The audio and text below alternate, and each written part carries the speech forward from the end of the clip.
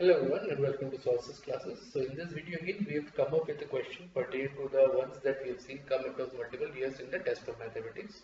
So what we'll do, basically the kind of question that we'll be dealing with in this video is pertaining to coordinate geometry.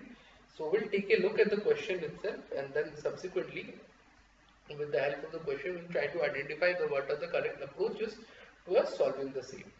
So with that said, let's take a look at the question. A point P on the line 3x plus 5y equal to 15 is equidistant from the coordinate axis. Okay. P can lie in first quadrant only, first or second quadrant, say first uh, quadrant 1 or quadrant 3 or any quadrant. Okay. So let's take a look at the equation. So it's given that 3x plus 5y equal to 15. So for x equal to 0, y will be equal to 3, and for y equal to 0, x will be equal to 5. Okay, so let me draw a curve.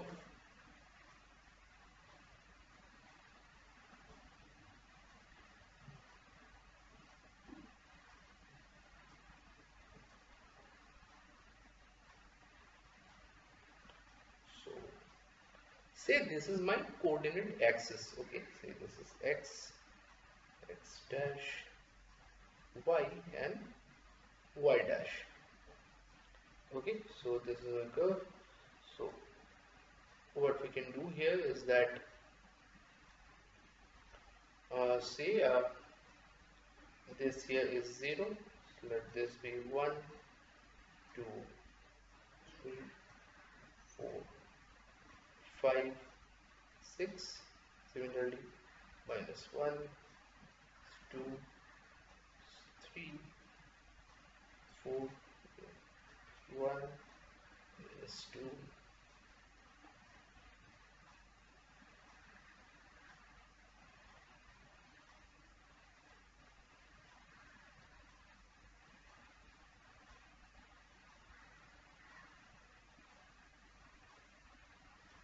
6.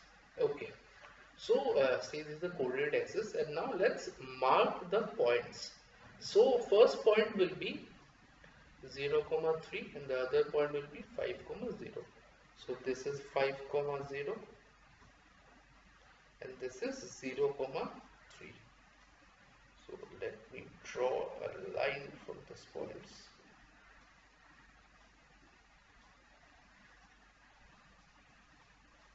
Yeah, see,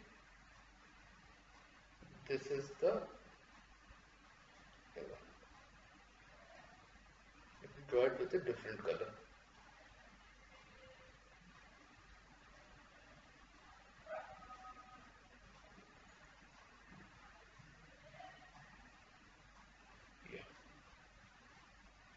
See, this is my line, and this line will represent the equation 3x plus 5y equal to 15. Now, by looking at the line itself, and if we take any point, what is that? Point is equidistant from both the coordinate axes. Okay. So what we can do is that there's no way the point can lie somewhere here. So this option gets cancelled. This option gets cancelled. Okay, so two of our options are gone. Now, if we take a look at the first and second quadrant, okay, now P can lie on the second quadrant as well as the straight line is bent along x-axis in quadrant 2. Okay, so it can lie any point here, so any point in there where it can be equidistant from the coordinate axis. Okay, so it can lie somewhere in quadrant 2 because the line would keep on increasing. Okay, so it can lie at any point in quadrant 2, and also what we can have is somewhere for to a straight line is bent on x-axis, so somewhere we will find a point on the line which is equidistant from both the axes. Okay, so let's do something. Let's try and solve. Let P, the point P, be, say, since it's equidistant from both the coordinate axes, so let there be h and minus h. So the coordinate of P be h and minus h. So therefore, putting this particular point in this equation, we have minus 3h plus 5h equal to 15, and therefore we have h equal to 15 by 2. So here we have the value of h being the value of h is positive. Okay. So since h is positive again, so what we know is that for the fourth quadrant, the value of y has to be negative. So since the value of h here is a positive number, so if we uh, so the point actually cannot lie in this quadrant itself, because the value of h has to be a positive number, and for this quadrant the value of h has to be positive, and subsequently it has to be a negative number. So that option is also gone. So in quadrant 4 also we cannot have h again. So this quadrant gone, and apart from the third and fourth quadrant, on any of the first or second quadrants, if the line can be extended to in n number of points and n number of coordinates satisfying this particular equation, so we can actually have points on either second quadrant or on first quadrant.